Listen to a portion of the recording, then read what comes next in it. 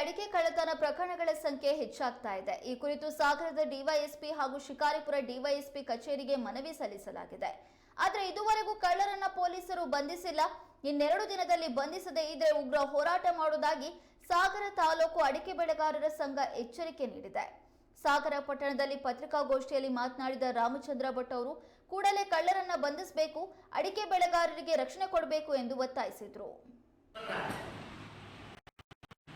ಅಡಿಕೆ ಬೆಳೆಗಾರರಿಗೆ ನ್ಯಾಯ ಕೊಡಿಸಲು ಆಗದೇ ಇದ್ದ ಪಕ್ಷದಲ್ಲಿ ನಾವು ನ್ಯಾಯಕ್ಕಾಗಿ ಅಡಿಕೆ ಬೆಳೆಗಾರ ಸಂಘ ಮುಂದಿನ ಉಗ್ರ ಹೋರಾಟವನ್ನು ಮಾಡಬೇಕಾಗ್ತದೆ ಹೇಳ್ತಕ್ಕಂಥ ಎಚ್ಚರಿಕೆಯನ್ನು ಸಹ ತಮ್ಮ ಮುಖಾಂತರ ನಾವು ಪೊಲೀಸ್ ಇಲಾಖೆಗೆ ಕೊಡ್ತಾ ಇದ್ದೀವಿ. ಇದರ ಜೊತೆಗೆ ತಮ್ಮ ಗಮನಕ್ಕೆ ಒಂದು 3-4 ಲಕ್ಷ ಉತ್ಪನ್ನ ಇರ್ತಕ್ಕಂಥ ಅಡಿಕೆ ಕಳ್ಳತನ ಆಗ್ಬಿಟ್ರೆ ಜೀವನ ಮಾಡೋದೇ ಅಡಿಕೆ ಬೆಳೆಗಾರರಿಗೆ ಕಷ್ಟ ಆಗ್ತಾ ಇದೆ. ಇದ್ರ ಜೊತೆಗೆ ಒಂಟಿ ಮನೆಗಳು ನಮ್ಮ ಸಾಗರ ಮತ್ತು ಹೊಸನಗರ ಭಾಗದಲ್ಲಿ ಜಾಸ್ತಿ ಇದ್ದಾವೆ. ಬಹುಶಃ ಅಲ್ಲಿ ಜೀವದ ಬೆದರಿಕೆಯೂ ಇದೆ, ಮನೆಯಲ್ಲಿ ವೃದ್ಧರು ಜಾಸ್ತಿ ಇದ್ದಾರೆ.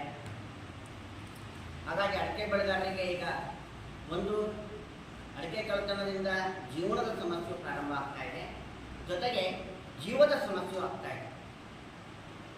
ಹಾಗಾಗಿ ಪೊಲೀಸ್ ಇಲಾಖೆ ಎಚ್ಚೆತ್ತುಕೊಂಡು ಅಡಿಕೆ ಬೆಳೆಗಾರರ ಜೀವ ರಕ್ಷಣೆ ಮತ್ತು ಜೀವನದ ರಕ್ಷಣೆ ಎರಡನ್ನು ಮಾಡಿಕೊಡಬೇಕು ಹೇಳ್ತಕ್ಕಂಥ ಒತ್ತಡವನ್ನು ಸಾಗರ ಪ್ರಾಂತ್ಯ ಅಡಿಕೆ ಬೆಳೆಗಾರ ಸಂಘ ತಮ್ಮ ಮುಖಾಂತರ ಕೇಳ್ಕೊಳ್ತಾ ಇದೆ. ಹಾಸನ ಸಂಸದ ಪ್ರಜ್ವಲ್